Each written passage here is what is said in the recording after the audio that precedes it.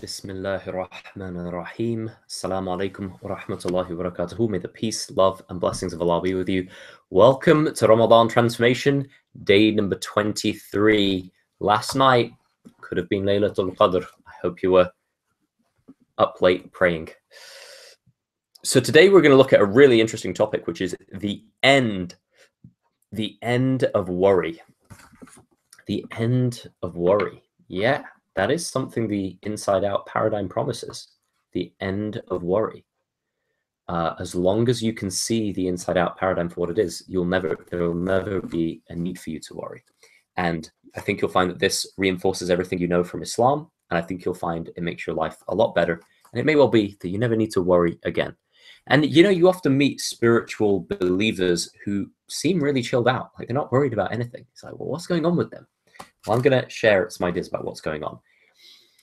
And I'm going to tell you the reason why I thought to talk about this was recently one of my friends contacted me. And my friend is a human rights lawyer. And she was working on a particularly troubling case. And I'm going to be as vague as possible so as to not reveal anything that, any identities or whatever. But the case she was working on basically involved a Muslim in a Muslim country who had been arrested and was suffering human rights abuses. Now, this guy was pretty much innocent, but he was with some friends, and his friends weren't so innocent. And this Muslim country, what they did in this Muslim country is they held them all. They released the friends who were innocent because they didn't contact a human rights lawyer, but because this guy did contact a human rights lawyer, they were being much more harsh with him.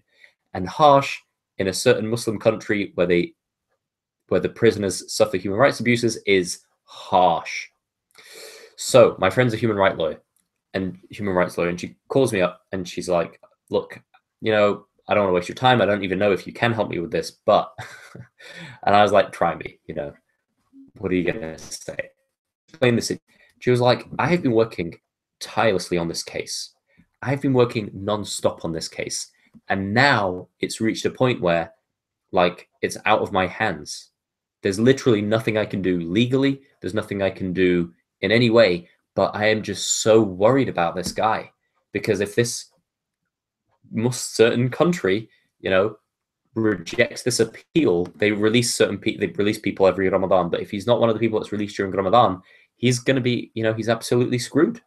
He's going to be suffering these human rights abuses. He's going crazy in there. And she told me more and more the story, and it's very touching and it's very heartbreaking to hear this. An innocent person is in jail suffering human rights abuses. And I was thinking, man, as a human rights lawyer, I mean, you probably see stuff that I just read about in the news or see on television and movies. But mashallah, she does amazing work. We do dua for this friend of mine. She's doing amazing work in the world. So anyway, she was telling me this story, and the real problem was she's worrying really, the extent to which she's worrying. She told me she hadn't slept in months. She hadn't slept properly in months, and when she did sleep, she'd be dreaming about the case.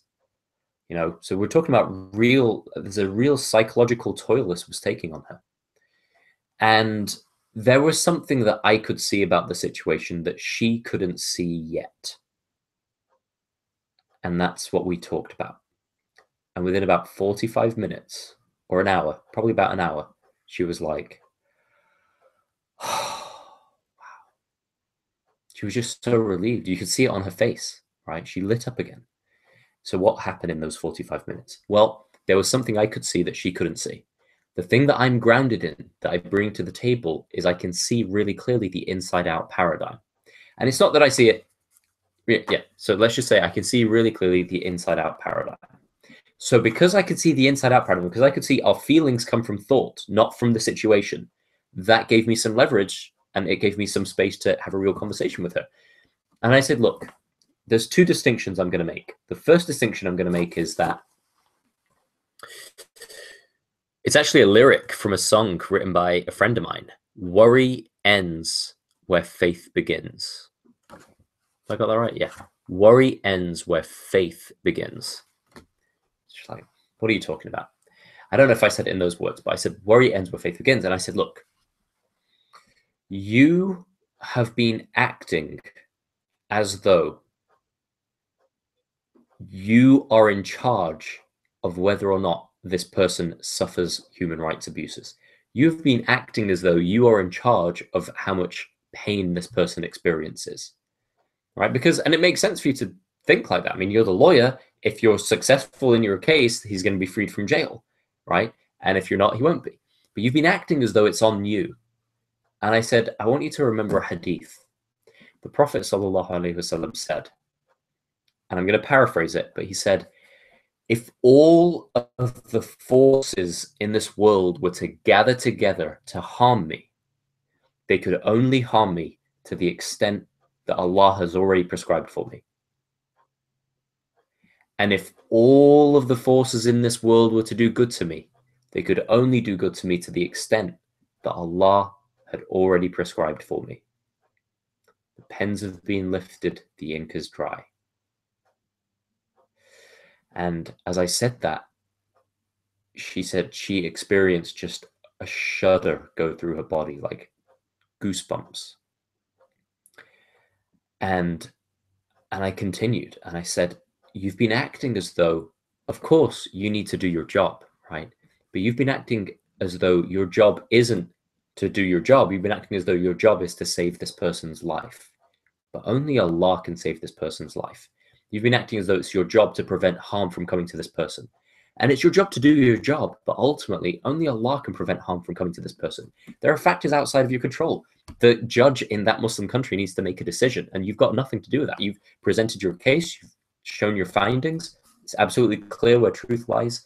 Whether or not they go by that or not is out of your hands, and it's even out of the judge's hands. Ultimately, it's in Allah's hands.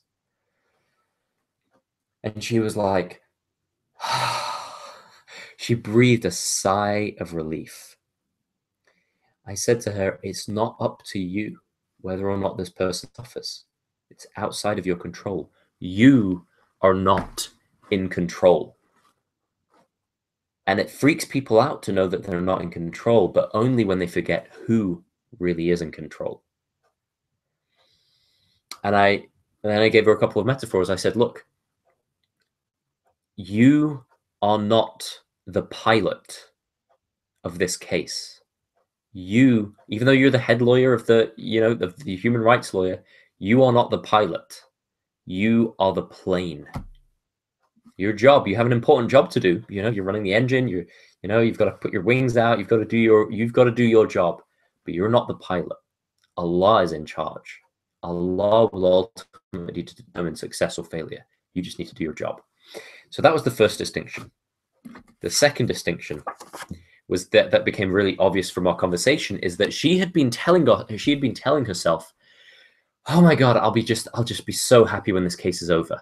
And I said to her, it probably really looks to you like if he's freed from jail. And I asked her, how will you feel if he's freed from jail? She's like, oh my God, I'll be so relieved and so happy. And I said to her, how will you feel if he stays in that jail for the rest of his life? She said, I'll be distraught. And I said, no, you're wrong. It's reasonable for you to think that, but it's actually incorrect because your feelings won't come from the case. And I said to her, your happiness, this is the second distinction I made. I said, your happiness does not depend on the case. Your happiness does not depend on the case. Because you know what? Even if the case is over and even if he's freed, next thing you know, there'll be another case, there'll be another situation. You'll be, maybe you'll be happy for a few minutes, for a day. Maybe you won't be. Maybe you'll be frustrated at something else. Who knows? I said, what's your next thought going to be? She's like, I don't know. Like everybody, I asked this, what's your next thought going to be? I don't know. Yeah, and feeling comes from thought. So you don't know what you're going to be feeling tomorrow, whether or not he's released. And furthermore, she'd been saying to herself over and over and over, God, I'll be so happy when this case is over. I'll be so happy when this case is over. And I said, no, you won't be happy when the case is over. You will never be more capable of being happy than you are right now. You will never be more capable of being happy than you are right now. Happiness, worry, sadness, elation, all comes from thought. It comes from thought. You can't You don't know what you're going to be thinking tomorrow, but you do know that this comes from thought. So you will never be more capable of being happy and worry-free than you are right now. أقول قولي هذا واستغفر الله لي ولكم.